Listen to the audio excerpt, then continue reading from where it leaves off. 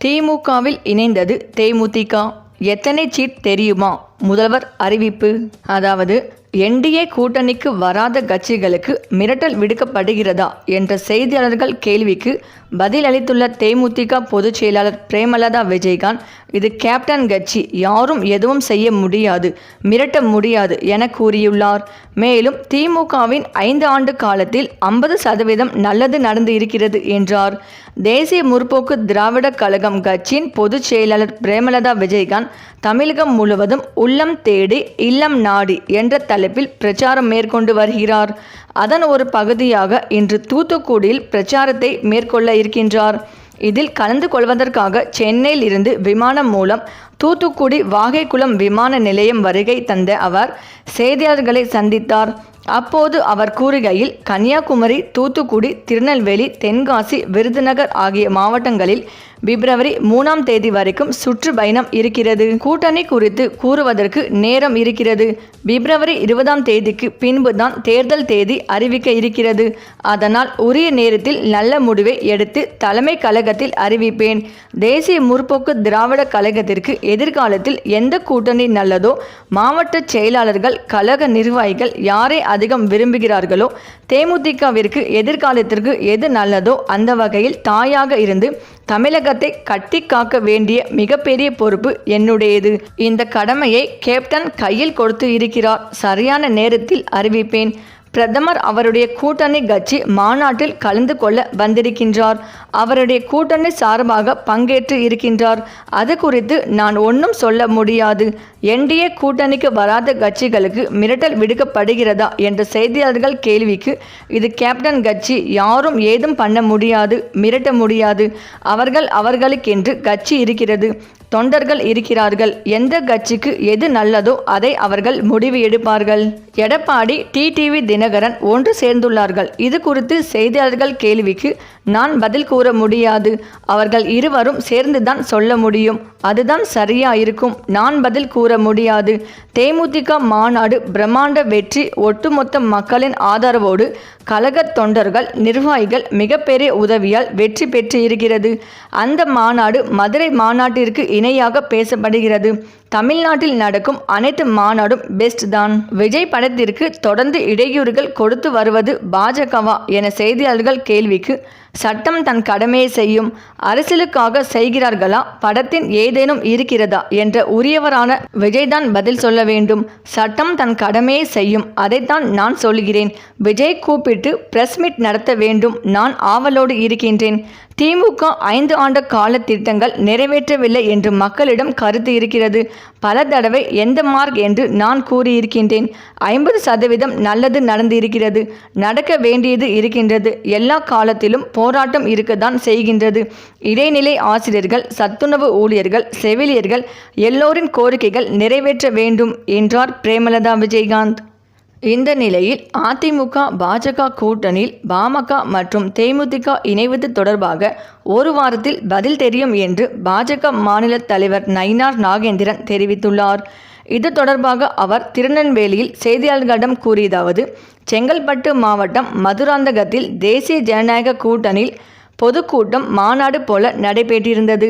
தமிழகத்தில் தற்போது வரை எந்த கட்சிகளும் நடத்திடாத வகையில் தேசிய ஜனநாயக கூட்டணியின் பொதுக்கூட்டம் நடைபெற்றது.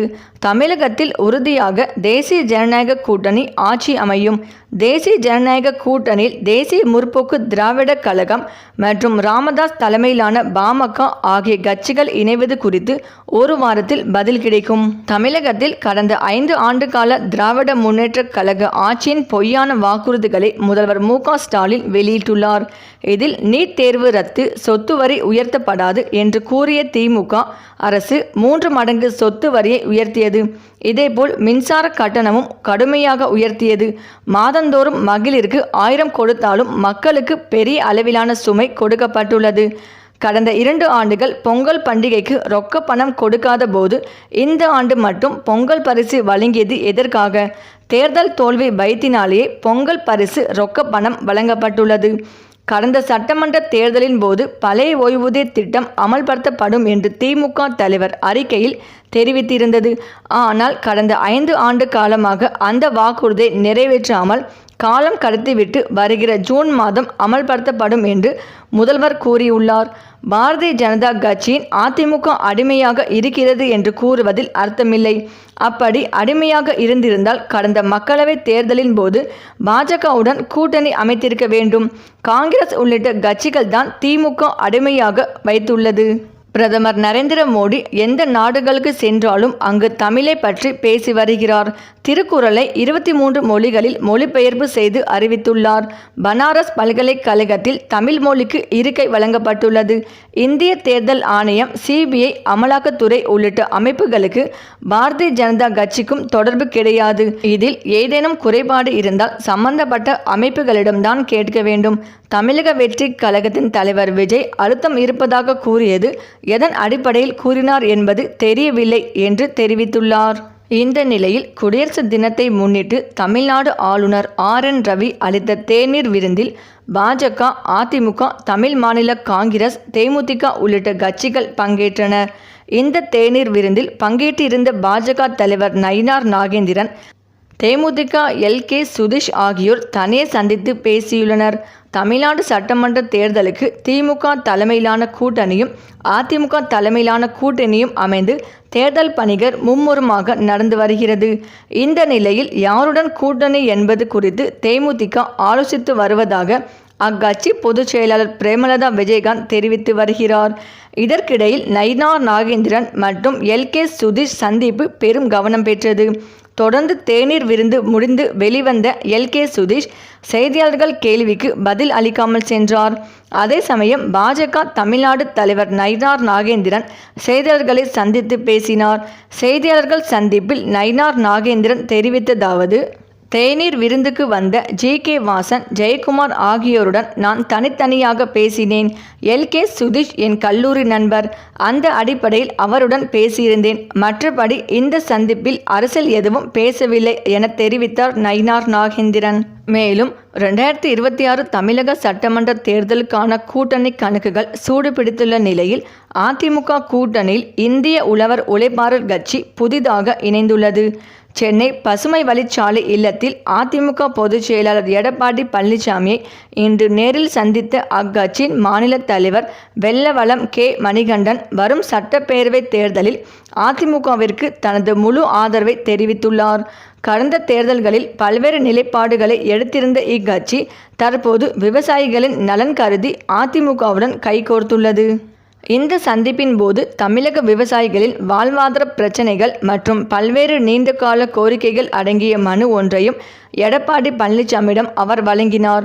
விவசாயிகளின் வாக்குகளை கவரும் வகையில் அதிமுக தனது தேர்தல் அறிக்கையில் இந்த கோரிக்கைகளை சேர்க்கும் என எதிர்பார்ப்பதாக மணிகண்டன் தெரிவித்தார். டெல்டா மண்டலத்தில் திமுக மகளிர் மாநாடு நடத்தி வரும் அதே வேளையில் அதிமுக விவசாய அமைப்புகளை தன் பக்கம் ஈர்ப்பது அரசியல் வட்டாரத்தில் முக்கியத்துவம் பெற்றுள்ளது. சரி, இந்த வீடியோ பற்றிய உங்கள் கருத்துக்களை கமெண்ட்ல சொல்லுங்க.